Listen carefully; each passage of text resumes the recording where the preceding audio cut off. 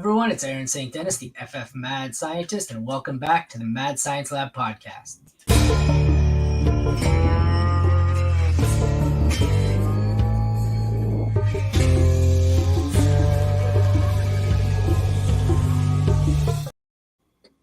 I've got Calvin Timms pinch hitting for me tonight.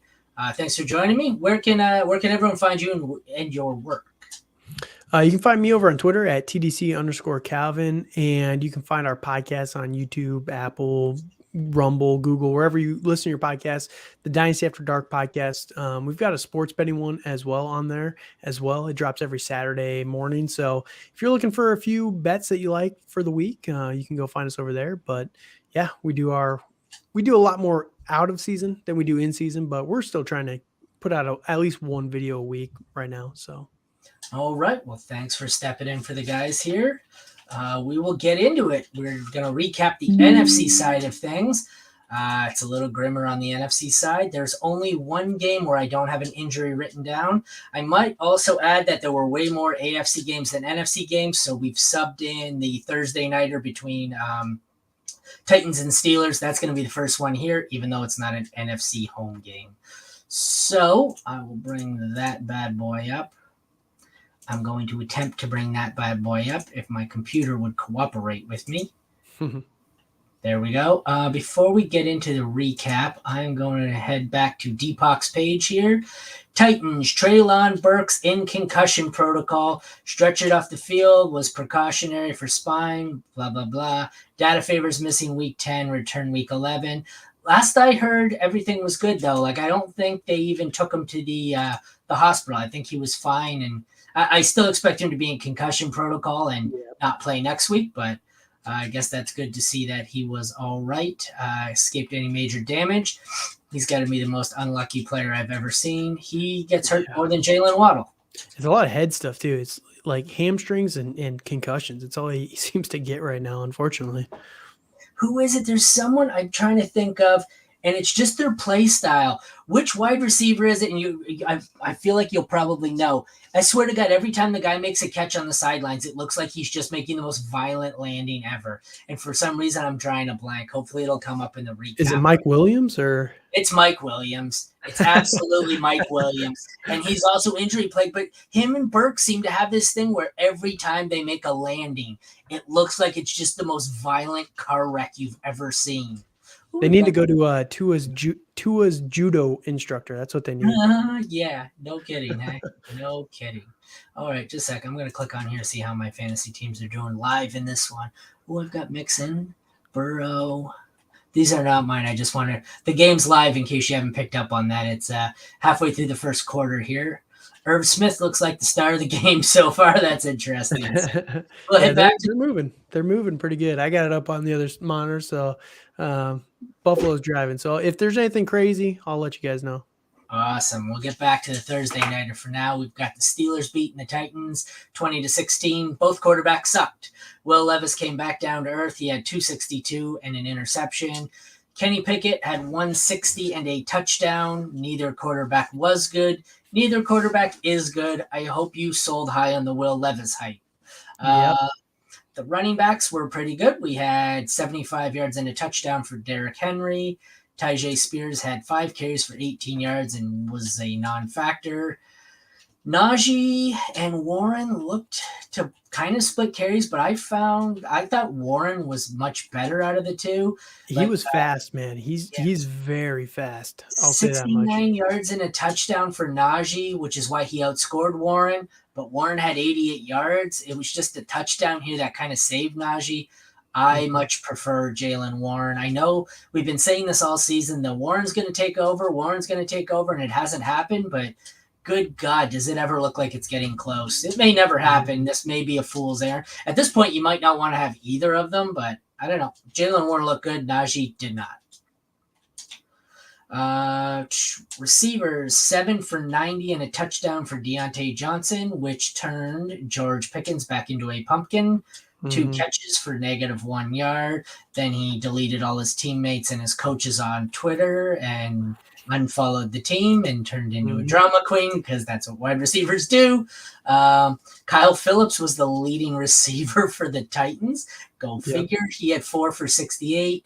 D Hop had 4 for 60. Burks had 2 for 23 before leaving. Nobody else really did anything. Chigo Conquo had 3 for 28, and I'm not going to get into the Pittsburgh tight ends because they're not real tight ends. They're offensive linemen. Both kickers were average, but not great. Defenses were disappointing. I didn't expect much from either, but I didn't expect for a 20-16 game. You would think the DSTs would have produced more than 20 or 7 and 1 point, but like, how do you give up to only 20 points but only get 1 fantasy point? Like, no sacks, no interceptions, and like nothing. It's so kind of Yep. disappointing. But what do you take away from this one all around? Besides that, aside from Henry and maybe Deontay Johnson, it was pretty damn disappointing. A bunch of mediocre players. Yeah, and that's kind of the thing with Pittsburgh. I agree with you. I don't think Kenny Pickett's very good. Will Levis, he just wasn't even able to do anything. Their offensive line is still bad, and Pittsburgh's front was eating it up like nothing. So we'll see if these guys can do for anything for fantasy. But yeah, Kenny Pickett's kind of rough. I want to see what the actual breakdown between Deontay Johnson and George Pickens is going forward, because George Pickens had the bad week, but he also wasn't able to get the second foot down on the touchdown, which would have been great for him. And he also got airmailed by Kenny Pickett he was running wide open on a crossing route. And if he would have got that, it would have probably been like a 40-yard completion right there. So I want to see what they can kind of do going forward. But in this game script, it just made sense for Deontay Johnson. So that's the only thing to kind of watch for this team. Yeah, it was kind of a messy game. I'm not real. This is a lot of players here where nobody really was targeted on this team. You didn't really Right. target anyone in drafts. It was just kind of, he's not the worst option. I guess I'll take him. Like, Henry's been good, but I worry. What is he, 30, 29? Oh, Yeah. he's RB5, so he's still producing, but I feel like that's a time bomb that I don't really want to be stuck holding. But Yeah. just Especially in Dynasty. But at the same time, Derrick Henry's a weird one because he does so much to stay in shape and everything. And he's such a physical monster. Like, the speed can kind of go on him a little bit, but he's such a big dude that it wouldn't surprise me if he could still be fantasy relevant until 32, 33 at this point. But just something to keep in mind. The only other takeaway I had from this one is that I wish I had bought low on Deontay Johnson a fair bit more. I think Right. he's a wide receiver 2 again, but we'll move on to Minnesota at Atlanta. Minnesota wins at 31-28. Another exciting game between middling teams. Injury news here is Cam Akers. It is an Achilles injury. He's out the rest of the year. Deepak says expected or possible realistic return of week 1 of the 2024 season. Expect a massive production dip for the first half of the year. I think Cam Akers might be in the Daniel Jones territory that you said last show, where Cam Akers might be done as well, as if Cam Akers wasn't already done. But Yeah. Second Achilles injury for this guy. He had the it is one a that you're couple years right. ago. It's his second. Oh, Yeah, that's just brutal for this guy. I feel really bad for Cam Akers. What could have been for him, but I wonder man, if it was the same one. I don't know. Yeah, we'll see. I'm sure when it is confirmed, they'll have all that info. But The injury yeah, is just confirmed. rough. I'm trying to see. It just says Achilles, but they haven't confirmed yet. It doesn't say if it's the same one or not, and I don't have time to dive deeper into it in the middle of a podcast. But Josh Dobbs was better than anything the Falcons have had at quarterback in a while. 158 yards for 2 touchdowns. Taylor Heineke was average, but still better than Desmond Ridder, 268 and 1. Both quarterbacks are probably only low-end super flex options at best. Madison is an interesting player here because he's definitely going to get the share now with just Right. Chandler and McBride or Wongwu, who was inactive. He had 44 yards and a touchdown. The receiving touchdown was on 2 receptions for 49. the running back room, I don't know what the hell they're doing over here. We have Bijan Robinson, who had one carry less than Tyler Algier. Well, he fumbled. That's what happened is Tyler Algier wasn't getting touches at all, and Bijan had the fumble where he lost the fumble, I and after see that, they never went back to him. It was like, I don't understand that. guys, He's a rookie. Yeah. I don't understand. Arthur Smith is up there with Pete Carroll for coaches who piss me off. yeah, his press con. Oh, by the way, and you say he's better than Taylor Heineke's better than Desmond Ridder. The press conference that Arthur Smith said that they're probably going back to Ridder next week. So the shenanigans will continue. Good God, that's scary. This team pisses me off. When we get to the receivers, who were all disappointing, Addison was the best of the bunch on either team, 5 for 52. There's nobody else here worth mentioning. Nobody did anything. The tight ends, Jonnu Smith, because of course he's better than Kyle Pitts. He had 5 for 100 and a touchdown. Pitts had 4 for 56. TJ Hawkinson was good, 7 for 69. So 3 of the 4 best performances here belong to tight ends. That's awesome. I love this game.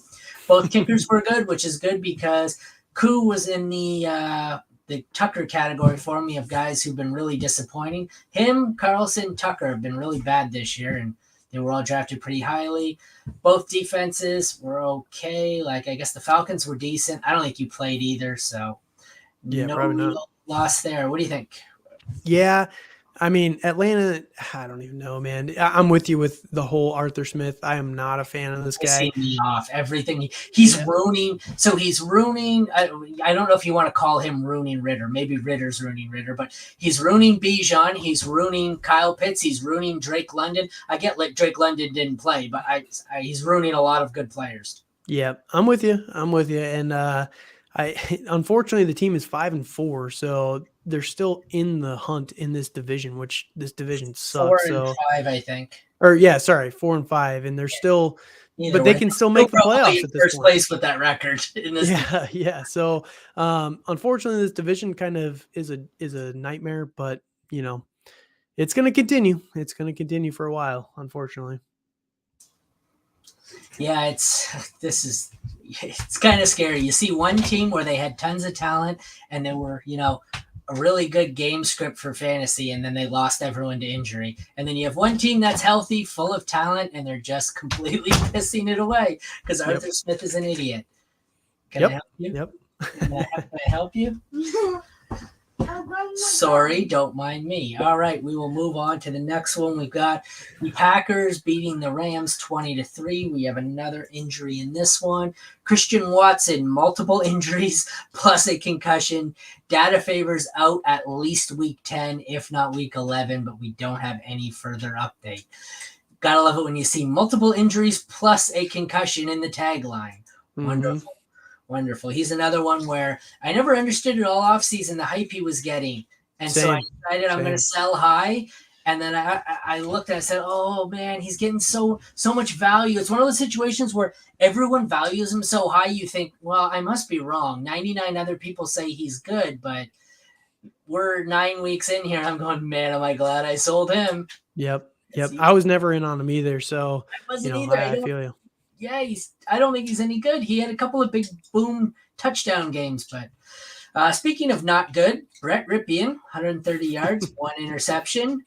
Jordan Love, 228 and 1 touchdown. Love didn't kill you, but he certainly didn't help you. Right. Running backs, Aaron Jones was good, 73 yards and a touchdown, lost a fumble. I wonder if he didn't get to play after he lost his fumble. Oh, wait, Arthur Smith doesn't coach the Packers, asshole. A.J. Dillon had 40 yards. Darrell Henderson had 19 yards on 10 carries. That is impressive. Oh, 12 carries for 32 yards for Royce Freeman. So the Rams are really the YPC masters here.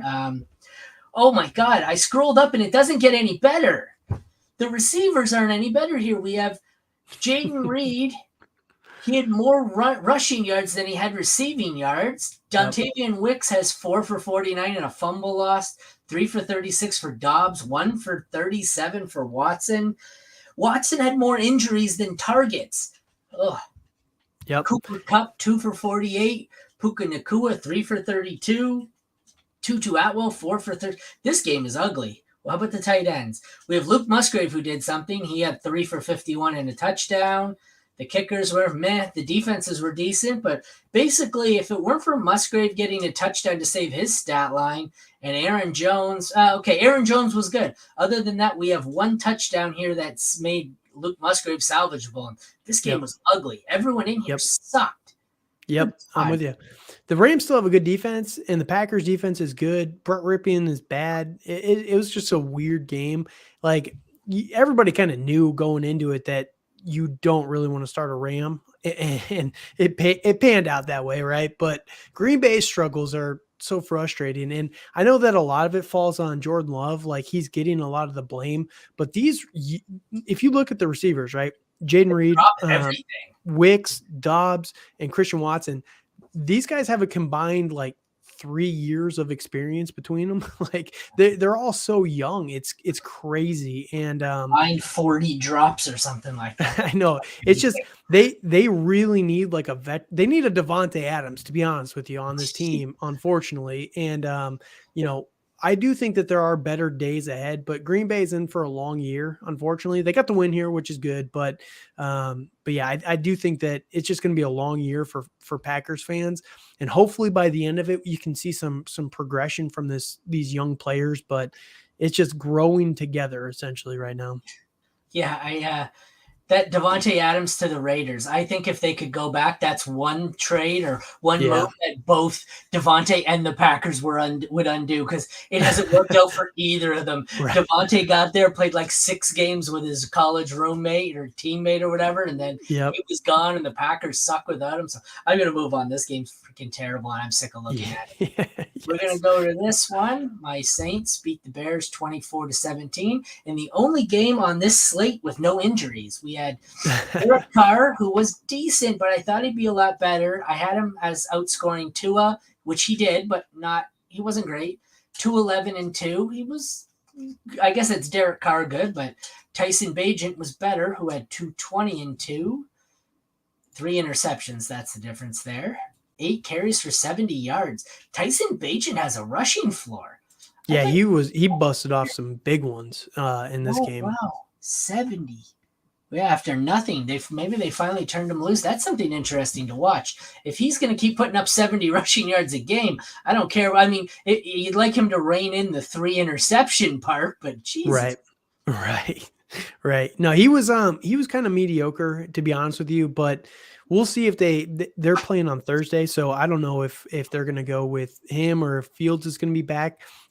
This is the week that everyone kind of expected Fields to be able to return, because he had the gripping issue with the ball, and everyone said kind of 2-3 weeks would be the minimum in injury time. So does it matter if I put the cursor over Tyson Bagent so you couldn't read that, and it said 220 yards, 2 touchdowns, 3 interceptions, and 70 rushing yards? Would you believe me if I told you this was Justin Fields' stat line? Because it's what Justin Fields does anyway. So I think it'd be like maybe 1 interception instead of 3, but the stat lines would be almost identical. Maybe, but they're the same player, I think. It's, a little bit more upside, obviously, on one.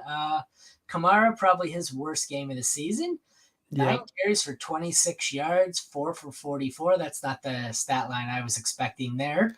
Of course he was. I just picked him up, I just traded for him in a league, so he sucked. Deonta Foreman, 20 for 83. It's amazing that he had a pretty solid day, but no touchdowns. So it's just and no receptions either, which just kills you for fantasy. This goes to show you, hey, the value of the catches and the touchdowns. Darrington Evans, useless. Roshan, useless. Jamal Williams, useless. Kendre Miller, useless.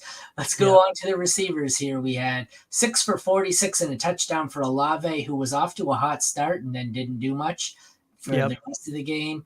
3 for 22 for Shaheed. 0 catches on 1 target for Michael Thomas. Mooney, he's been so consistent too. That's what that one was 8 rough. to 12 points every game, and then just drops a dud. But Darnell Mooney, 5 for 82. DJ Moore, 3 for 44 and a fumble lost. Not great from the receivers here. I mean, Mooney and Olave saved it, but the tight ends were good. I actually Yes. had a lot of Taysom Hill starting. It was one rushing touchdown. Oh, that's a passing touchdown. Okay.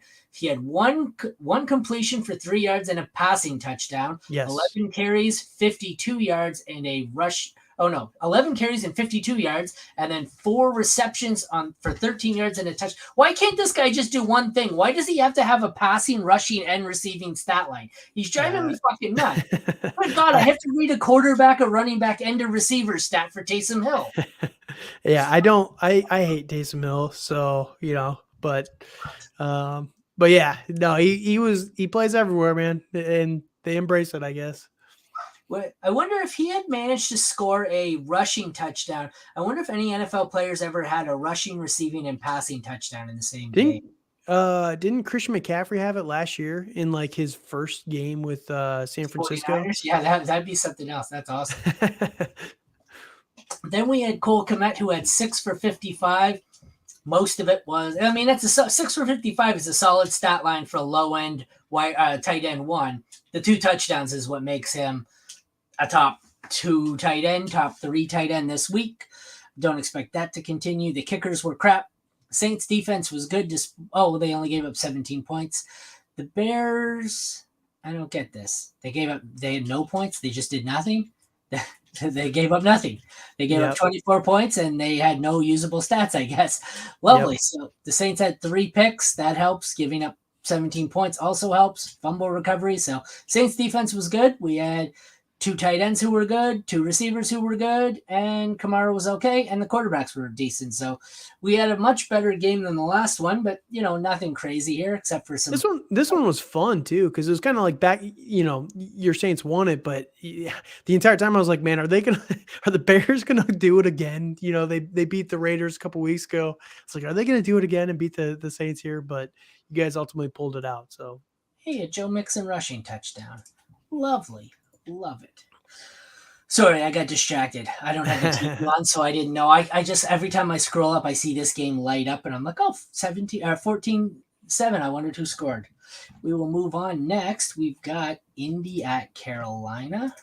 I have an injury note here. It is Josh Downs. No specific re-injury play, which is good news. If he re-aggravated his knee, I would expect him to be out 2 to 3 weeks.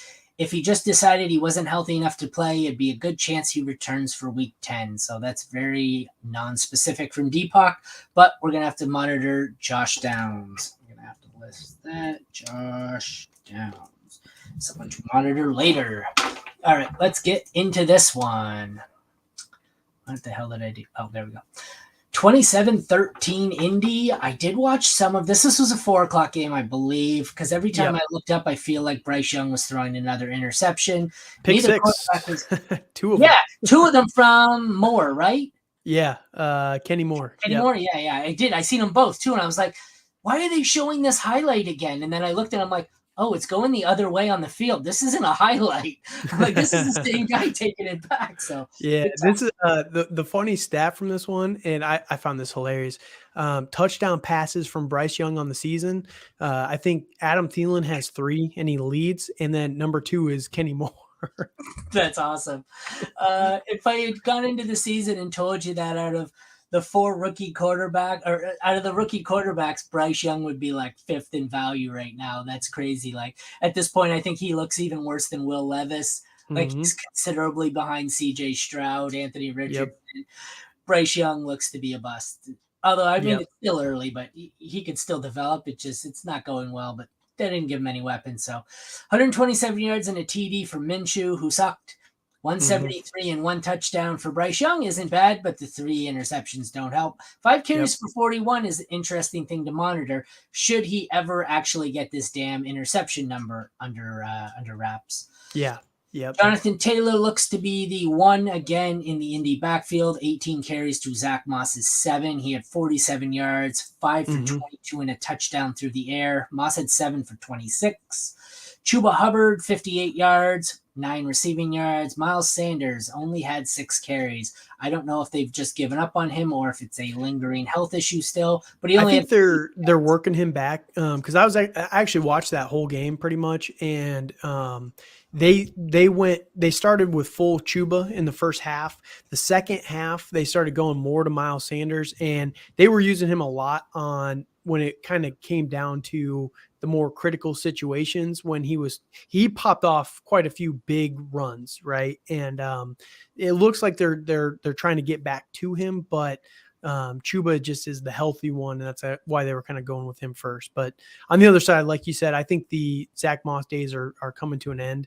It was a little disappointing though, because the Carolina Panthers, they were the worst run defense in the entire league. They were averaging 5 yards a carry against opposing running backs, and both of these guys just couldn't. Zach Moss and Jonathan Taylor could not get it done, which was extremely depressing. Jonathan Taylor was okay, but 18 for 47 is not what you love to see against the worst run defense. Chuba played 65% of snaps, 13 of 19 snaps on 3rd and 4th down, 2 of 3 inside the 10. So, yeah, he was getting the heavy usage because looks like he is healthier. Yes. Yep. Moving down here, Pittman, 8 for 64, a good day. Could have used a touchdown. 1 for 10 for downs. He left with the injury. The Carolina receivers were just kind of disappointing. DJ Chark, 2 for 9 and 1 touchdown. How do you put up 9 fantasy points? How do you have a touchdown and still only put up 8.9? Not really possible. Thielen, yep. 5 for 29, not a great day. Mingo, 1 for 5. He continues to disappoint. The tight ends were useless. Hayden Hurst was 2 for 54. That's the best thing there. Kickers were average. Colts defense was my start of the week, and boy did Kenny Moore make me look great. Yep. 3 interceptions, 13 points allowed, 4 sacks, a forced fumble, and 2 pick sixes. The Panthers, hopefully you weren't starting them against Gardner Minshew. Any takeaways from this one? Yeah, Bryce Young just continues to kind of be poor. It's rough when in the same day CJ Stroud just goes nuclear. And I get it, the argument that Carolina doesn't really have many weapons, but on the flip side, I would say Houston has got to be in a similar situation. Like they're better, but Houston, not much better. CJ Stroud's just playing better. Yeah, 100%. Yep. So the Colts are interesting in this one. They're 3-5 now. They can actually make a run in this and actually go for playoffs. This division's kind of wide open for them to kind of make a run here. So we'll see what they can do. But I think Jonathan Taylor is going to be much better going forward. He seems like he's finally back to being the number one, but hopefully he can get the efficiency up a little bit here. We will conclude it with another pretty solid game. Philly beat the Cowboys 28-23. Considering a lot of the games were ugly looking matchups, a lot of them were pretty well played, pretty solid games. We'll start with the injury note. Dallas Goedert. Video suggests an elbow sprain or dislocation. If no fractures, most elbow injuries don't equal an extended absence. Would project a week 11 return if no fracture. If fractured, most often IR, possibly season ending. So that would be interesting to keep an eye on Goddard, whether or not it is a fracture or not. If it's a fracture, he may be done for the year. If not, he's probably back for next week.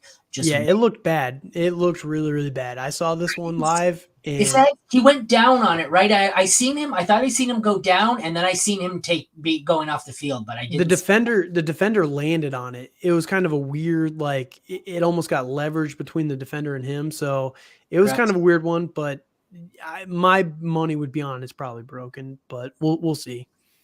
Not great.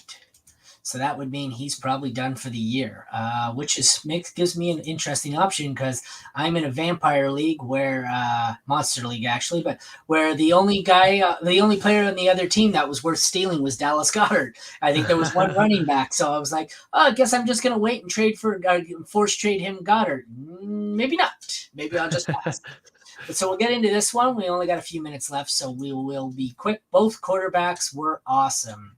374 and 3 for Dak, 207 and 2 for Hurts. This matchup seems to bring out the best for Dak, and then he'll play a crappy team and do nothing. So both quarterbacks look like they're probably top 5 options this week, or they're going to finish in the top 5. Running backs were average. It looks like this was a pass fest. Pollard had 12 for 51. I'm not a big Pollard fan. I figured with the increased carries would come the inefficiency, and that looks like to be the case. DeAndre Swift was similar, 18 for 43. Both of them had a mediocre role in the passing game. Gainwell had 22 yards, was saved by a touchdown. Moving on to the wide receivers, we had big games from CeeDee Lamb, who had 11 for 191, had 28 points and lost the fumble. That's impressive. A.J. Brown had 7 for 66 and a touchdown. Jalen Tolbert and Devonta Smith were also relevant based solely on touchdowns. 3 for 51 and a touchdown for Smith. 3 for 49 and a touchdown for Tolbert. Turpin had 1 for 5 and a touchdown. I believe the touchdown was a punt or a kick return, right? Yes, I believe so. He's a lot more valuable if your league counts kick yards. Tight ends, Ferguson was great. 7 on 10 targets is nice. 91 yards and a TD. Goddard 3 for 50 before leaving for the injury. Both kickers were not great, despite the fact that Brandon Aubrey continues to break records. And both defenses were disappointing, but these were two of the defenses where I said I very rarely advocate for holding two defenses or having two defenses on your roster. But in this case, I would have had both of these on my bench and I would have streamed one. What do you got here for this game? I think the biggest thing for me for the Dallas side, I think that Jake Ferguson is the dude for this offense. And I think that him and Dak are getting that synergy. And if you go back Dak's whole career, right, he's always done really well when there's a good tight end on this offense. And I think that's why we've kind of seen this offense be a lot better the last couple of weeks. Obviously they weren't good enough in this one, but I mean, Dak was, Yep, he was killer in this game. You saw Dak had 375 yards basically with 3 touchdowns, and they still lost. So targets is not nothing for a tight end. 10 targets, man. That's a lot. Yep, I'm with you 100%. So I think Jake Ferguson is definitely somebody, if you can go out there and get him cheap because they're still skeptical, that'd be the biggest thing for me is just, see if you can cash in on that. But other than that, it was kind of how you expected. Both defenses are weak in the secondary. They're pretty good against the run for both of these guys. So we saw a lot more production through the air for both of these teams. And kind of lived up to what it was. It was a good game back and forth.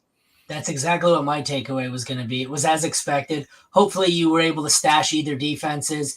The takeaway, like I said, is Ferguson. If he's available, go get him because every other both defenses, Goddard, the good receivers, the running backs, none of these guys are available in any league. So basically the takeaway here is if Ferguson is on your waiver wire, go get Jake Ferguson because he's the only one who's likely to be available on either of these high-flying teams. Yep. Or if you can trade him for cheap in Dynasty, I think he's still worth it. He's been getting so many targets the last couple of weeks. It's just it's hard to get that production, It's very tough. So well, thank you for pinch hitting here for me, Calvin. You want to take one more chance here? Tell everyone where they can find you and your work and what you're doing.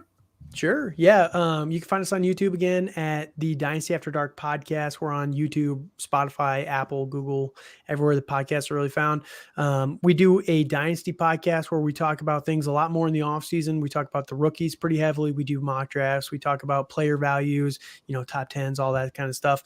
Really trying to help people improve and think about Dynasty a little bit differently because I look at it through a different lens than a lot of people out there, and it might be my engineering brain or whatever, but we try and give a different perspective on a lot of that stuff. So come check us out. We got a sports betting podcast as well that comes out every Saturday morning for some football bets, and we'll be able to do that year round as well. When some of the other sports, right now we're focused primarily on football, but we'll get into NHL and all that other stuff, baseball and everything. So come check us out whenever you get a chance, and you can find me on Twitter at TDC_Calvin. Nice. I did that last year. My first sports were hockey and baseball.